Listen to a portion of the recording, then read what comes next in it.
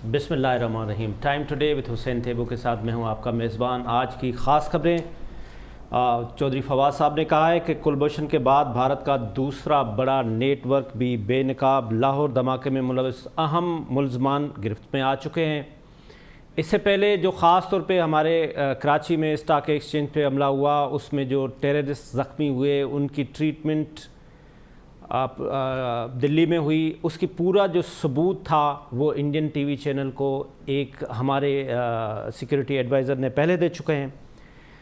Recent جو افغانستان میں development ہو رہی ہے اس کے ساتھ ریجن میں ہمارے پاکستان کے لیے خاص طور پہ کیا ڈیولپمنٹس ہوگی، ہم آج اس پہ بات کریں گے کہ کیا پاکستان واقعی سیریسلی اس وقت دیکھ رہا ہے کہ وہ امریکہ کے بجائے چائنا کی طرف چلا جائے. کیا اگر پاکستان چائنا کی طرف چلے جاتے ہیں ہم تو ہمارے ایکسپورٹ کا کیا ہوگا، ہمارے ٹریڈ کا کیا ہوگا. ہمارا 26 بلین ہمارا ایکسپورٹ ہے، اس میں تقریباً مور دین ہاف ایکسپورٹ ہم امریکہ کو کرتے ہیں. کیا وہ چیز ہم چائنا کو کر سکتے ہیں؟ چائنا تو آلریڈی اس کے پاس اپنی چیزیں ایکسپورٹ کرنے کے لیے ایکسس ہیں اور وہ دنیا میں ایکسپورٹ کر رہا ہے. تو ہمارا فیوچر کیا ہوگا؟ کیا وزیر اعظم صاحب نے اس وقت یہ فیصلہ کر لیا ہے کہ جس طرح سے اس سے پہلے ہمارے حکمران اف اینڈ بٹ میں ہوتے تھے کہ وہ امریکہ کے پاس بھی رہتے تھے، وہ اس طرف بھی رہتے تھے، کیا وزیر اعظم صاحب نے یہ فیصلہ کر لیا ہے کہ اب ہمیں صرف چائنا کے پاس ہی رہنا ہے اور ہم موسٹ پروبیبلی یہ دیکھ رہے ہیں کہ چائنا نیئر فیوچر میں سپر پاور ہونے جا رہا ہے. اس کے لیے بات کرنے کے لیے ہمارے ساتھ اسٹوڈیو میں موجود ہیں بریگیڈیئر طارق خلیل صاحب جو سینئر اینالسٹ ہیں. سر آپ کا بہت بہت شکریہ بریگیڈیئر صاحب، آپ نے ہمیں ٹائم دیا. ڈاکٹر پروفیسر فیصل سلطان صاحب ہیں جو اکنامک اینالسٹ ہیں، خصوصاً ہم بات کریں گے کہ ہمارے اکانومی کی کیا سچویشن ہوگی. ڈاکٹر صاحب آپ کا بہت بہت شکریہ. تھوڑی دیر میں ہمیں بریگیڈیئر طارق لاکھر صاحب اسٹوڈیو میں جوائن کریں گے، ہم اس سے بھی تفصیلاً بات کریں گے اسی ٹاپک کے اوپر. ہم ایمبیسیڈر ظفر ہلالی صاحب سے بات کریں گے اس سیم ٹاپک کے اوپر. بریگیڈیئر طارق خلیل صاحب، سب سے پہلے میں آپ کے پاس آؤں، اگر میں آپ سے یہ کوشچن کروں کہ کیا واقعی پاکستان نے یہ فیصلہ کر لیا ہے کہ ایبسلیوٹلی ناٹ، ہم ابھی امریکہ کی طرف نہیں دیکھیں گے؟ میرے خیال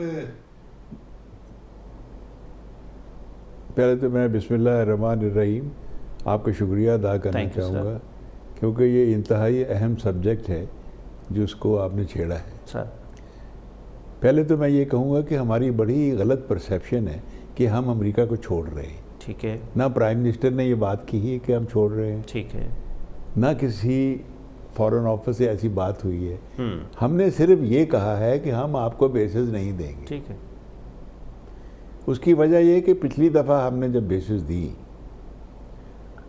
وہ جو ایگریمنٹ ہوئے تھے اس کو امریکہ نے وائلیٹ کیا، اور ان بیسز سے ہی ہمارے اوپر ہی ڈرونز اٹیک ہوتے رہے. یعنی بیسز بھی آپ کی اور وکٹم بھی آپ ہی ہوتے رہے.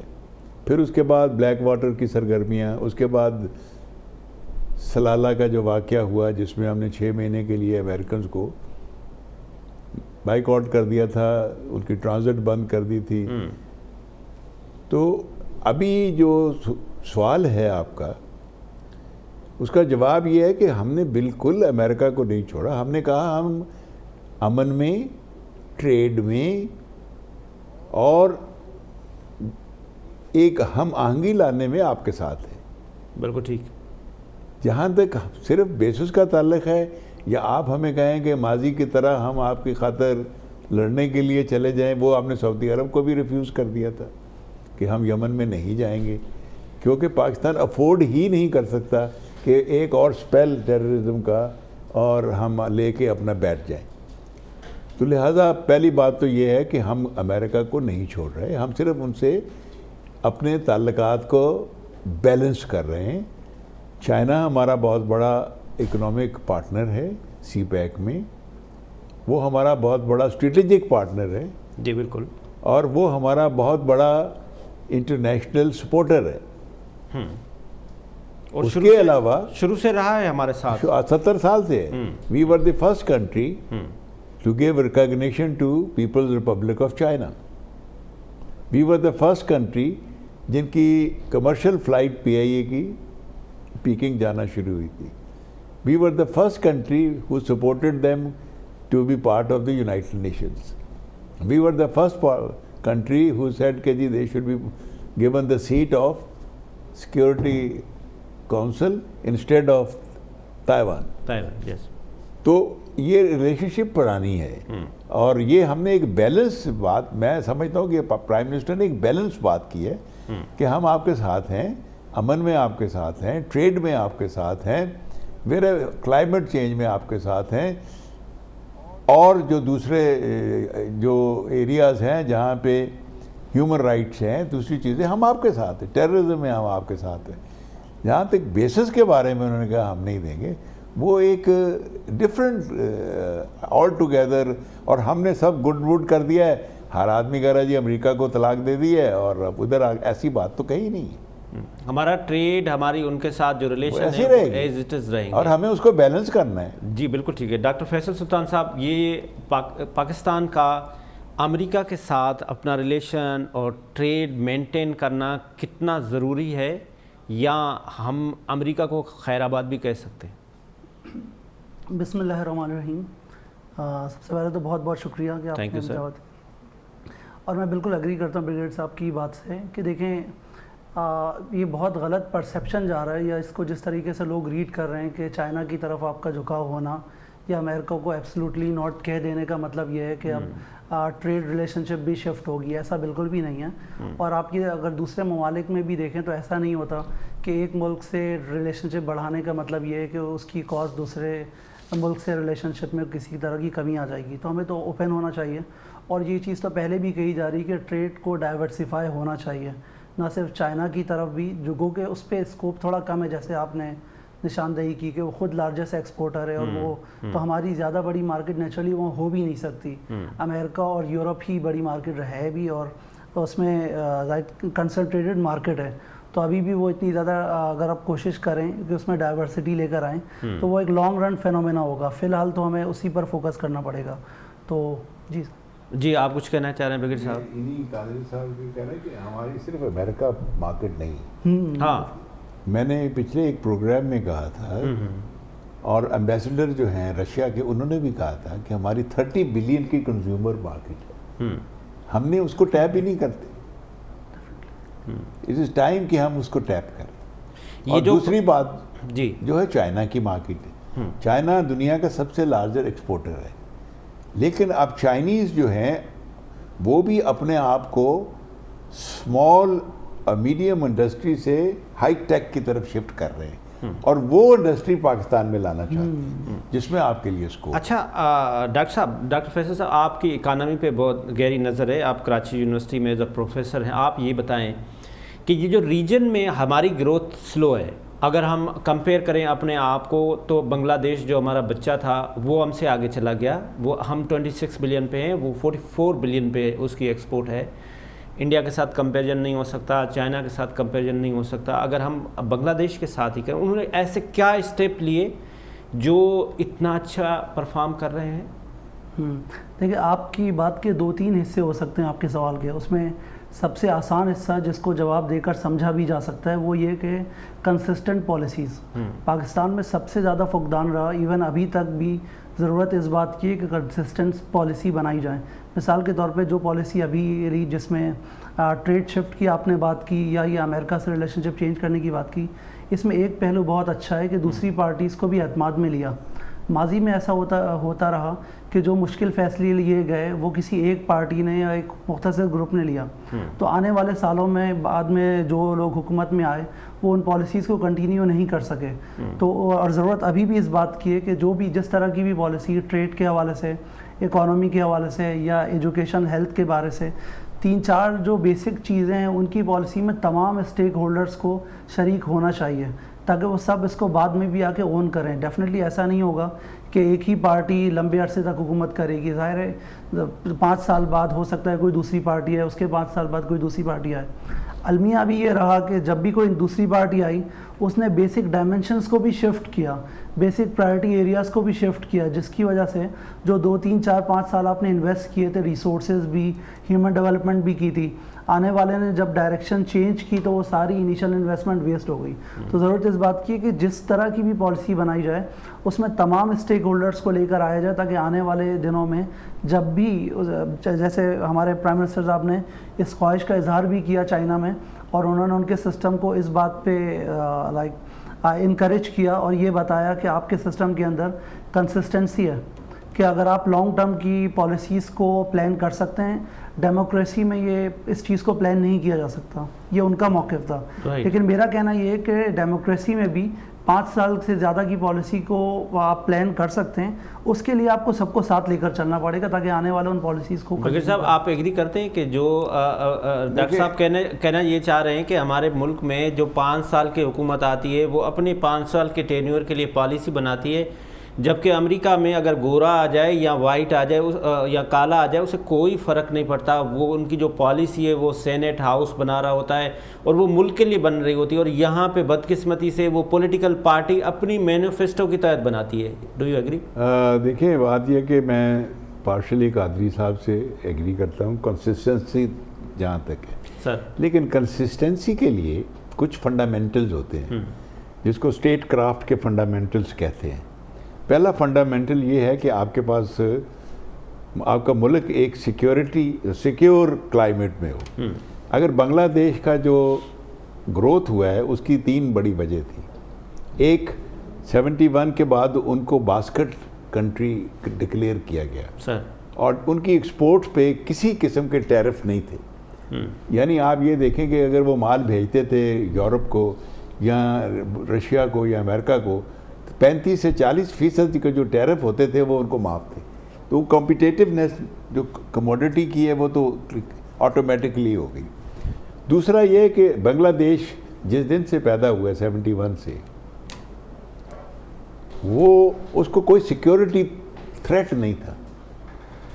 آپ 71 آنورڈ آج تک آپ کے ارد گرد اتنا سیکیورٹی تھریٹ ہے کہ آپ کی ریسورسز کا ایک میجر حصہ آپ کا سیکیورٹی کنٹرول میں گزر جاتا ہے, خرچ ہو جاتا ہے. اب بھی دیکھیں نا, آپ کا بلوچستان کا بارڈر ایکٹیو ہے, آپ کا فرنٹیئر کا بارڈر ایکٹیو ہے, آپ کا ایسٹرن بارڈر ایکٹیو ہے, آپ کے اندر 18-15 سال ٹیررزم تشدد اور جو لہر چلی ہے جس کو آپ نے کنٹرول کیا ہے. اس سیکیورٹی تھریٹ کو کیسے ختم کر سکتے ہیں؟ یہ میرا اگلا سوال بھی آپ سے. نہیں اب مجھے پورا کرنے دیں. جی پلیز. اور تیسری بات جو ہے بنگلہ دیش کی تھی وہ یہ تھی کہ ان کی جو لیبر ہے it is the cheapest in the world. وہاں پہ جو 80% جو ان کی انڈسٹری میں خاتون لیبررز ہیں, اور ان کو بڑی مشکل سے $50 مہینے کے ملتے ہیں. اب جا کے تھوڑا سا بڑھاوا ہے. اسی طرح جب وہ بنگالی لیبرر سعودی عرب جاتا ہے یا گلف جاتا ہے وہ 600 ریال پہ بھی تیار کر جاتا ہے کام کے, جبکہ آپ کا جو مزدور جاتا ہے وہ 1200-1400 سے نیچے کہتا ہے میں بات ہی نہیں کرتا آپ سے. تو یہ فرق تھا جو ان کو ایج ملا تھا. اب وہ ایج ختم ہو رہا ہے, وہ باسکٹ والا سٹوری بھی ختم ہو رہی ہے, سیکورٹی تھریٹ بھی شروع ہو گیا. کیونکہ جب سے مودی صاحب آئے ہیں انہوں نے ویسٹ بنگال میں جو مسلمان ہیں کوئی 10 لاکھ 10 ملین پلس جو ہیں ان کو نکالنے کا پروگرام اور بنگلہ دیش میں پش کرنے کا بنایا ہوا. تو وہ ایک ٹینشنز پیدا ہو گئی ہے بنگلہ دیش, اور اس کو سہارا دیا ہے چائنا نے.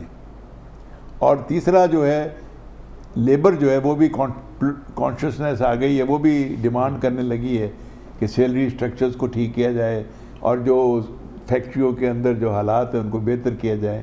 تو وہ ایک تھوڑا سا کمپیٹیٹیونیس کا جو تھا. بالکل ٹھیک. آپ کا پہلا جواب یہ تھا کہ ہمارے پاس سیکیورٹی تھا ویری بگننگ ویری فرسٹ, اب بھی ہے. اس کو ہم کیسے ختم کر سکتے ہیں؟ اس کے لیے شروع سے میں تو یہی کہتا رہا ہوں, کیونکہ جیسے میں ذاتی طور پہ اپنا کہہ سکتا ہوں کہ ہم نے اپنا خون دیا ہے اس ملک کی بنیادوں میں. میرے والد شہید ہوئے, ہم بھی قید ہوئے, لڑائیوں میں لڑے, سب کچھ ہوا, عزیز رشتہ دار شہید ہوئے, دوست کامریڈ شہید ہوئے, اور آج بھی ہو رہے ہیں. اس کا صرف ایک کتاب ابھی پبلش ہوئی ہے ڈینیل میکرونی کی, اس نے اتنی چونکا دینے والی چیزیں لکھی ہیں جس کو پڑھ کے دکھ بھی ہوتا ہے. وہ کہتا ہے کہ پاکستانی جو ہے بہت تھوڑے میں بک جاتے ہیں, یعنی ان کی قیمت ہی بہت تھوڑی ہے. کوئی ویزے پہ بک جاتا ہے، کوئی بچوں کے اسکالرشپ پہ بک جاتا ہے. یہ وہ امریکن پڑھ لیں، کتاب پبلک میں آ گئی ہے. آپ بھی اس سے ایگری کرتے ہیں؟ بالکل میں ایگری کرتا ہوں. ٹھیک. اس لیے کرتا ہوں کہ میں نے تو پرسنلی دیکھا ہے نا، اور آپ کو پتہ ہے کہ میں اس سیٹ اپ کا ہیڈ بھی رہا ہوں، اور میں نے ان لوگوں کو بھی دیکھا جو تھوڑی سی مراعات کے اوپر الٹ جاتے ہیں. اور یہ بدقسمتی، اس کا حل جو ہے نا ہماری سیکیورٹی کا یہی ہے کہ پوری قوم جو ہے 3 چیزوں پہ یکجا ہو جائے، جو قائد اعظم نے کہا تھا، unity, faith, discipline. Unity, faith اور ڈسپلن. ڈاکٹر فیصل سلطان صاحب یہ بتائیں، یہ جو 3 چیزیں ہیں ہمارے ہاں مسلمان بھی تقریباً 97-98% مسلمان ہیں، اللہ کو ماننے والے ہیں، پڑھے لکھے ہیں سارے. یہ 3 چیزیں ہمارے ہاں کیوں نہیں آ رہی؟ اور یہ تینوں چیزیں کافروں کے اندر ہیں. یورپ میں یہ ساری چیزیں آپ کو یہ ساری نظر آتی ہیں، وہ سچ بھی بولتے ہیں، وہ ملاوٹ بھی نہیں کر رہے ہوتے ہیں، اور الحمدللہ ماشاءاللہ سبحان اللہ ہم زیادہ کر رہے ہوتے ہیں. ریزن کیا ہے؟ اس کو آسان کر کے بھی بتا دوں. دیکھیں، اگر ایون یہ 3 چیزیں بھی جمع نہ ہوں اور صرف قانون کی بالادستی ہو جائے، صرف ایک بات، یعنی اس میں مسلمان اور غیر مسلم کی بات بھی نہیں ہے. اگر قانون سب کے لیے برابر ہو جائے، یہ ایک 1 پوائنٹ ایجنڈے پہ سب ایک ہو جائیں کہ اگر وہ میرا بھائی ہے تو وہ بھی قانون کے نیچے اسی طریقے سے آئے، اور کوئی دوسرا ہے تو وہ بھی قانون کے نیچے اسی طریقے سے آئے، پھر مسئلہ حل ہو سکے گا. یہاں پر یہ میں چاہتا ہوں کہ ہر چیز بالکل انصاف سے اور قانون سے چلے، سوائے اس وقت جب میرے بھائی کو کوئی ضرر پہنچ رہی ہے، اس وقت مجھے ریلیف چاہیے. تو اس طریقے سے تو یہ معاملہ نہیں چلے گا. ایون جیسے موجودہ حکومت جب ان کی الیکشن کمپین میں سب سے بلند جو نعرہ تھا وہ یہ تھا 2 نہیں 1 پاکستان. اور قوم میں اس وقت بہت پاپولر پرسیپشن یہی تھا کہ اس سے پہلے آنے والے چور ہیں اور اب اس کو آزما کر دیکھیں. تو وہ یہی قوم اب اسی آزمائش سے گزر رہی ہے، اور امید اسی بات کی ہے کہ وہ اگر 1 پاکستان بن گیا تو اس وقت مذہب ڈیفینیٹلی، دیکھیں وہ تو آپ کی ذاتی زندگی کا بھی اور معاشرتی زندگی کا بھی حصہ ہے. ان سب چیزوں پہ بالکل آپ صحیح فرما رہے ہیں. ڈاکٹر فیصل سلطان صاحب، ہم چھوٹا سا ایک کمرشل بریک لیتے ہیں ناظرین، اور بریک کے بعد واپس آتے ہیں. جی ویلکم بیک ناظرین. اس وقت ہمارے ساتھ اسٹوڈیو میں 2 بریگیڈیئر صاحب ہیں اور 2 طارق صاحب ہیں، بریگیڈیئر طارق لاکھیر صاحب اور بریگیڈیئر طارق خلیل صاحب. بریگیڈیئر طارق لاکھیر صاحب، آپ کا بہت شکریہ، آپ نے بھی ہمیں ٹائم دیا. سر، ہماری آج کا جو ٹاپک ہے وہ یہ ہے کہ اسٹیبل پاکستان کے لیے، سسٹینیبل پاکستان کے لیے اسٹیبل افغانستان کتنا ضروری ہے؟ ہمارے جو بارڈر ہیں وہ پیسفل اور ٹینس ہونا کتنا ضروری ہے، یا ہمیں کوئی فرق نہیں پڑتا، ہم اپنا internal situation very well control کر لیں گے؟ سب سے پہلے تو بہت شکریہ ٹائم دینے کا اور انوائٹ کرنے کا. ہم ہمیشہ سے، آپ جب چھوٹے تھے اس وقت سے اور ابھی تک سنتے آ رہے ہیں کہ پاکستان ایک بہت ہی اہم خطے میں واقع ہے. جی بالکل. اور خطہ صرف پاکستان نہیں ہے، پاکستان اس کوریڈور پہ ہے جہاں پہ بہت سارے ملکوں کا انٹرسٹ گزرتا ہے. پانی کی طرف جائیں تو سمندر کے ہمارے پاؤں کی طرف ساؤتھ میں، سمندر میں سے تقریباً 90% ٹریڈ جو ہے وہ ہمارے آنکھوں کے سامنے، ناک کے نیچے ہو رہا ہوتا ہے. تو اس لیے پاکستان کی اہمیت بہت ہے کہ گلف کا جتنا ٹریڈ ہے. اسی طرح اوپر سینٹرل ایشین اسٹیٹس اور رشیا، چائنا اور پلس یہ جو ہمارا مڈل ایسٹ ریجن ہے، ان کے سب کے درمیان والا جو بفر ایریا ہے وہ پاکستان افغانستان کا وہ کوریڈور بناتا ہے. تو یہ ایک اللہ تعالیٰ نے ایک ایسی اہمیت والی جگہ پہ پاکستان کریٹ کروایا تھا کہ ہم بہت لائق ہوں اور پاکستان کو اچھا چلائیں تو ہم اپنی اہمیت کا فائدہ اٹھا لیتے ہیں، اور اگر ہم نالائق ہوں اور نہ چلائیں اس کے باوجود بھی ہماری اہمیت قائم رہتی ہے، اور ہمیں احساس بعد میں ہوتا ہے کہ ہم اس کو اور بہتر طریقے سے چلا سکتے تھے. تو اہمیت کے جو اہمیت کی بات ہے وہ تو گاڈ گفٹڈ ہے، وہ تو گاڈ گفٹڈ ہے. وہ تو اللہ تعالیٰ نے 27ویں رمضان کو جو پاکستان بنانے کا گفٹ ہوا تھا. اب ہم کتنے سمارٹ ہیں کہ اس کو ہم یوٹیلائز کریں. اب وہ ہمارے اوپر ہے کہ ہم اس کو کتنا پازیٹیولی ایکسپلائٹ کرتے ہیں اپنے مقاصد اور اپنے فائدوں کے لیے. اب پہلے آپ کو یاد ہے 1900 کے اندر 1918 1917 میں یہی افغانستان تھا جہاں پہ وہ جس کو کہتے ہیں نا دا گریٹ گیم 1، جو بیئر گیم کہتے ہیں، جہاں پہ رشیا اور برٹش امپائر کی لڑائی ہوئی.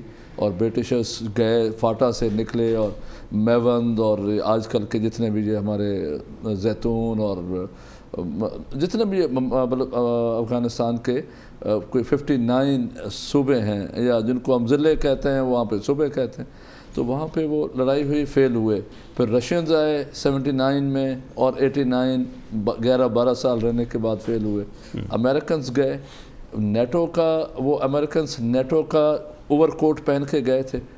انٹرسٹ ان کے اپنے تھے کہ جی ہم رشیا کو تو ڈیفیٹ کر چکے ہیں اور وہاں پہ ہم نے ایک اپنی ون کر لیا ہے، اب ہم نے کاؤنٹر کرنا ہے چائنا کو. اور امریکنز پری پوزیشن کر رہے تھے اپنے آپ کو. اب انہوں نے یہ سوچا تھا کہ جی ہم وہاں پری پوزیشن کر کے یہ سینٹرل پیوٹ ہے، پاکستان ہمارے ساتھ پازیٹیو ہے، انڈیا کو ہم ویسے ہی لیوریج کریں گے اور ان کو ہم پمپنگ کریں گے کہ وہ علاقے کا چودھری بن جائے، تو ہم پری پوزیشن ہو کے بیٹھ جائیں گے نیٹو کے کور میں. نہیں ہو سکا کیونکہ انفارچونیٹلی وہ سارے بھول جاتے ہیں کہ افغان از اے پیور لینڈ اور وہاں Afghanistan as a culture is a pure culture. وہ آپس میں اچھا یہ ایک نانووتی پشتو کا ایک وہ ہے ٹریڈیشن ہے. نانووتی یہ ہے کہ آپ کے ساتھ میری لڑائی ہے، میں آپ کے پاس آ جاؤں گا اور وہ دمبا لے کے آ جاؤں گا. لیکن اس کے بعد ایک اور لڑائی ایک ہوتا ہے کہ اگر ہماری لڑائی ہے تو ہم نانووتی تو بعد میں کریں گے، لیکن اگر ہماری لڑائی ہے تو اس کی ایک کہاوت ہے کہ اگر میری باہر لڑائی ہے تو میں اور میرا کزن، کیونکہ پشتون بلڈ میں یہ ہے کہ لڑائی تو ہر وقت چاہیے بلڈ کو گرم رکھنے کے لیے. اگر میری اور میرے کزن کی لڑائی ہے تو ہم آپس میں لڑیں گے، اگر وہ نہیں ہے تو کزن اور کسی اور کے ساتھ ہوئی ہے تو کزن اور میں آپس کی دوستی لڑائی بھول جائیں گے اور گاؤں والے کے ساتھ لڑیں گے. اگر گاؤں سے باہر ہے تو گاؤں والے سارے آپس میں اکٹھے ہو جائیں گے، ٹیمپریریلی چھوڑ دیں گے، دوسرے گاؤں کے ساتھ لڑیں گے، اور اگر وہ نہیں ہے تو پھر دوسرے علاقے کے ساتھ. سو ورچولی کوئی بھی فورن پاور آتی ہے تو سارا افغانستان متحدہ ہو جاتا ہے. اچھا ایک یہ پرسپشن ہے کہ یہ سارا افغان جو ہے وہ متحد ہوتا ہے. دوسرا اوپینین یہ ہے کہ اگر آپ کہتے ہیں کہ برطانیہ آئی ان کو شکست ہوئی، اگر سوویت یونین آئی ان کو شکست ہوئی، اگر امریکہ ابھی آیا ان کو بھی شکست ہوئی. لیکن لوگ ایک سیکنڈ پوائنٹ آف ویو یہ بھی ہے کہ ان کا نتھنگ ٹو لوز. کیا آپ اس ملک کو دنیا کے بدترین ملک میں شمار کرا کے چلے گئے، ان کی اکانومی کو تباہ کر کے چلے گئے، ان کے پاسپورٹ کو زیرو کر کے چلے گئے؟ ان کے پاس ہے کیا؟ پہاڑ ہیں، بس پہاڑ نے وکٹری تو نہیں لی نا. یہ پرسپشن بھی ہے. تو آپ کس سے ایگری کرتے ہیں؟ I agree with you. میں ان پچھلے دنوں مطلب اپنی ریٹائرمنٹ سے کچھ عرصہ پہلے میں ایک آپریشنل اپوائنٹمنٹ پہ تھا اور وزیرستان میں تھا.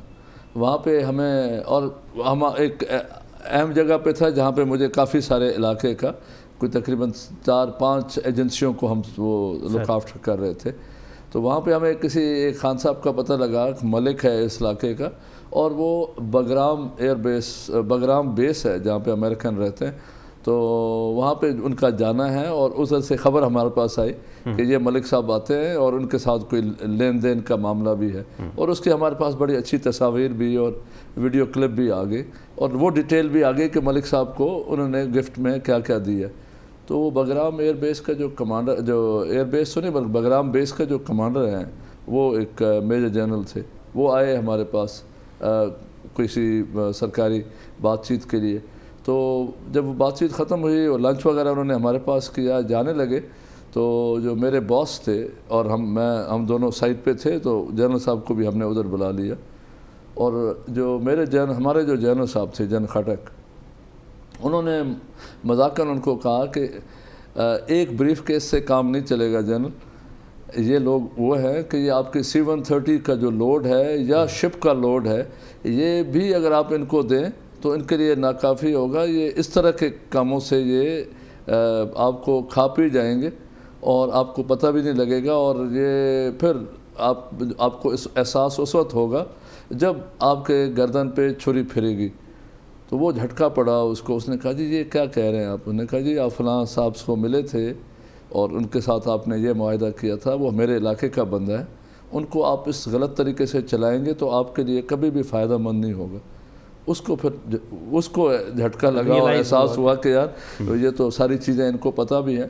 لیکن ان کو کہنے کا مقصد یہ تھا کہ اچھا وہ جب یہ تو ایک ہوا، اور اسی طرح ایک اور جرگے میں کچھ لوگوں کو یہ میران شاہ اور وانا کے درمیان ایک علاقہ ہے مکین لدہ کا، وہاں پہ ایک بہت خوبصورت علاقہ ہے، لیکن جیسے آپ نے کہا نا پہاڑی علاقہ، اور ان کے پاس لوز کرنے کے لیے کچھ نہیں. تو وہاں پہ وہ جنرل صاحب پشتو میں ان کے ساتھ بات چیت کر رہے تھے. مجھے بھی تھوڑی بہت پشتو آتی تھی جو ان کے ساتھ میں، لیکن مکمل پشتو نہیں، تھوڑی بہت. تو ان کے ساتھ جب بات چیت کر رہے تھے ان کو ڈرا رہے تھے کہ یار یہ دو ہیں، ورنہ یہ آپ کے ساتھ فوج یہ کرے گی، پار والی فوج یہ کرے گی، ادھر سے بھی آپ کا آپریشن ہوگا، یہ پولیٹیکل ایجنسی آپ کے ساتھ. تو ان میں سے ایک سمجھدار آدمی تھا، اس نے کہا سر بات سنیں، میرے بچے ہیں وہ خچروں پہ پانی بھرنے جاتے ہیں، اور میں رات کو آ کے ہم ادھر سوتے ہیں، اور رات کے ٹائم پہ ہم سارے جاگتے ہیں، اور کیونکہ دشمنیاں ہیں، دن میں ہم اپنا کام کرتے ہیں اور تھوڑا سا ریسٹ کرتے ہیں. ہمارے پاس یہ جو نان ہے اور جو گڑ ہے اس کے ساتھ ہم روٹی کھاتے ہیں. تو آپ کیا کس چیز سے ہمیں ڈرا رہے ہیں؟ مطلب کس چیز سے ڈرا رہے ہیں؟ بالکل یہی بات. اس وقت ہمارے ساتھ ایمبیسڈر ظفر ہلالی صاحب ہیں. ظفر ہلالی صاحب، آپ کا بہت بہت شکریہ، آپ نے ہمیں ٹائم دیا. سر ظفر ہلالی صاحب، آپ ہمیں سن پا رہے ہیں؟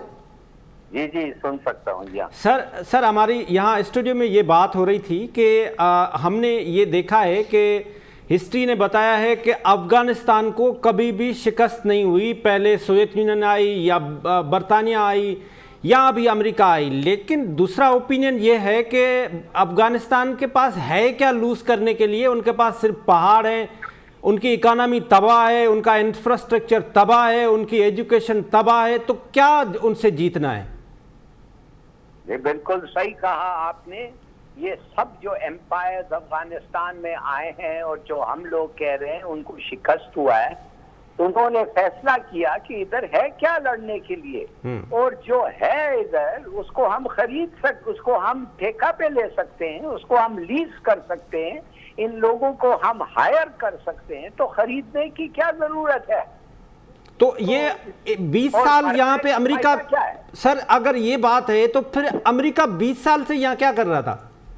امریکہ 20 سال سے یار 2000 لوگ صرف امریکہ کے مارے گئے ہیں افغانستان میں 20 سال میں. 200 لوگ ادھر تو ٹریفک ایکسیڈنٹ میں میامی میں زیادہ مرتے ہیں. صحیح بات. کس چیز کی ان کو فکر تھی؟ ان کو پتہ چل گیا it's a never ending war، بیکار جنگ ہے. ان کو $3 ملین دے رہے ہیں، اب وہ $3.3 ملین کا وعدہ کیا ہے. ایک فوج کھڑا کر لیں گے اور پراکسیز لڑیں گے. ہندوستان کے پراکسیز ہمارے خلاف لڑ رہے ہیں، غنی پراکسیز سے لڑ رہا ہے، یہ امریکن بھی پراکسیز کر دیں گے. یہ تو ٹرمپ نے تو کہا ہے یوز لیس وار. بالکل صحیح کہ ظفر ہلالی صاحب، آپ کیا سمجھتے ہیں کہ جو وزیر اعظم صاحب نے ابھی ایک کیٹیگری کے لیے ایک اسٹیٹمنٹ دے رہے ہیں، امریکہ کے خلاف ایک اپنا موقف، ایک اپنا اوپینین کریٹ کر رہے ہیں، جس میں وہ فرما رہے ہیں کہ ایبسلیوٹلی ناٹ، کیا یہ واقعی وزیر اعظم صاحب کو جلسوں میں کھڑے ہو کے یہ بات کرنی چاہیے، یا آپ ایک ماہر ڈپلومیٹک لینگویج کو جانتے ہیں تو کیا ڈپلومیٹیکلی بھی ان کو یہ بول سکتے تھے؟ از اٹ ٹرو، اور یہ ٹھیک ہے جو وزیر اعظم صاحب نے کیا ہے؟ 2-3 چیزیں ہوئے ہیں. ایک تو یہ ہوا ہے کہ کیمپین کے دوران پی ٹی آئی کے جو لوگ تھے، جو پی ٹی آئی سے ہمدردی رکھتے تھے، ان کا نام لینے کی ضرورت نہیں ہے، ٹھیک، 2-3 جو تھے وہ گیرٹ کشنر کو جو جانتے تھے، اس کے آن ہز بہاف انہوں نے بڑا ایک اسٹرانگ کیمپین لگایا. ان کا خیال یہ تھا کہ شاید ٹرمپ جیت جائے، اور بائیڈن اور ان کے لوگوں کو یہ امپریشن آ گیا کہ پاکستان جو ہے اور پی ٹی آئی جو ہے یہ میرے مخالف کے ساتھ ہے، نمبر 1. دوسری بات، جیسے وہ بائیڈن آیا جیت کے 10 دن کے یا 7 دن کے اندر حافظ سعید کو رہا کرنے کا حکم مل گیا اداروں سے، کورٹ سے. اب ان کا خیال یہ ہے کہ کورٹس جو ہیں پاکستان میں وہ امریکن نہیں، میں پھر کہتا ہوں یہ میرا نہیں، اس لیے اگر آپ کہیں گے یہ میرا ہے تو پھر پتہ نہیں مجھے کتنے چٹھی آ جائیں گے. میں صرف کہتا ہوں ان کا خیال یہ ہے کہ بھائی ہمارے ادارے جو ہیں، کورٹس جو ہیں وہ کر سکتے ہیں جو گورنمنٹ چاہتی ہے، مثال کے طور پر. تو ان کو وہ کہا تھا کہ یہ کیا ہو رہا ہے بھائی، پتا ہونا تھا نا کہ ڈینیل پرل یہودی، Daniel Pearl Democrat, Daniel Pearl کے ساتھ بڑے لوگ ہیں، تو یہ کیسے کہہ سکتے ہیں کہ اس کے قتل، جو لوگوں نے اس کی قتل کی ہے اس طریقے سے اس کو رہا کر دو. حافظ سعید میرا مت، تو یہ نہیں ہو سکتا. تو ان کا بڑا ریئیکشن تھا. بلنکن نے فوراً کچھ کہا، اسٹیٹ ڈپارٹمنٹ نے یہ کہا، they were unhappy. تیسرا چیز جو ہوا ہے ایبسولوٹلی ناٹ، میرے خیال میں فیصلہ بڑا ٹھیک ہے. ایبسولوٹلی ناٹ مانے نیور اگین کہ ہم تمہاری جنگ جا کے لڑیں گے، تو ہمارے کو کوئی ضرورت ہی نہیں کرنے کے لیے، اور یہ کوئی طریقہ بھی نہیں ہے. Absolutely not. مگر جس طریقے سے یہ کہا گیا ہے، ان کو آنکھ میں آپ ملا کے ایک کمرے میں کہہ سکتے تھے تو شاید وہ زیادہ ڈپلومیٹک ہوتا، مگر کہنا بالکل مناسب بات تھی. بالکل ٹھیک ہے. ایمبیسڈر ظفر ہلالی صاحب، آپ کا بہت بہت شکریہ. میں آپ سے میں بریگیڈیئر طارق صاحب خلیل صاحب سے ایک کمنٹس لے لوں. کیا آپ یہ سمجھتے ہیں کہ یہ جو اس کے کانسیکوینسز ہیں ایبسلیوٹلی ناٹ کے، وہ ہمیں فیٹ اپ میں بھی مل رہے ہیں، باقی چیزوں میں بھی مل رہے ہیں؟ 27 میں سے 26 امپلیمنٹ کر دیے، پھر انہوں نے 4 5 6 ہمیں تھما دیا ہاتھ میں. دیکھیں، آپ کے پاس 2 چوائس ہے سر. یا آپ غیرت مند قوم بنیں یا بغیرت قوم بن جائیں. اگر صرف پیسے کے لیے کرنا ہے تو پھر ٹھیک ہے، جو مرضی کر رہے ہیں آپ، لیکن اپنی ہسٹری میں چلے جائیں، حضور کی طرف چلے جائیں. تو انہوں نے تو فیصلہ 313 جب تھی لڑائی، اس وقت کچھ صحابیوں نے مشورہ دیا تھا کہ جی بات چیت کر لی جائے. تو حضور نہیں مانے، انہوں نے کہا نہیں، وی ول فائٹ. اور اس جنگ نے تاریخ بدل دی. بات یہ ہے، ہم امریکہ سے لڑائی نہیں کر رہے. کانسیکوینسز دیکھیں، میں نے آپ کتاب کا ایک جی آپ نے ریفرنس دیا ان کو. یہ بات صرف اتنی نہیں ہے کہ وہ یہ جو آپ سمجھ رہے ہیں، یہ بڑا کمپلیکس ایشو ہے اور اس کے پیچھے ملٹیپل فیکٹرز ہیں. یہ جیسے تھوڑا سا بریگیڈیئر صاحب نے کہا کہ دیکھیں، بات یہ جب قائد اعظم سے پوچھا گیا کہ what will be the importance of Pakistan, تو ان کا جواب تھا it will be a fulcrum. That mean کہ everything will revolve around it. Sir آپ اس پہ کنکلیوڈ کریں. دیکھیں 2 چیزیں تھیں نا. ایک تو انہوں نے کہا کہ اب امریکہ نے سوچ لیا کہ ہمیں اس میں نہیں پڑنا چاہیے، یہ یوز لیس وار ہے. اگر یہ یوز لیس وار ہے تو پھر ہم پارٹنر کیوں بنیں، ہم اپنے ان کو اڈے کیوں دیں، ہم ان کے سپورٹر کیوں، ہم اپنی مصیبت ان سے لڑنے کے لیے ہم وہ طالبان کا پریشر، وہ انٹرنل پریشر ہم اپنے سر پہ کیوں لیں؟ میں حسین ایک آپ کو میں چیز بتا دوں کہ پاکستان کا ویو پوائنٹ پہلے دن سے امریکہ کے ساتھ یہی تھا کہ آپ غلط کر رہے ہیں. جب مشرف کے زمانے میں مانگا گیا تھا، سپورٹ مانگی گئی تھی، اس وقت سپورٹ مانگنے کا طریقہ کار بہت کروڈ تھا کہ آپ جو ہمارے ساتھ ہیں یا ہمارے خلاف ہیں. تو اس وقت بھی انہوں نے کہا تھا کہ آپ یہ بہت غلط کر رہے ہیں، آپ اس طرح نہ کریں، افغانستان میں آپ کوائگمائر میں ایک دلدل میں پھنس جائیں گے. اس وقت انہوں نے کہا نو جی، ہمارے پاس ناردرن الائنس ہے.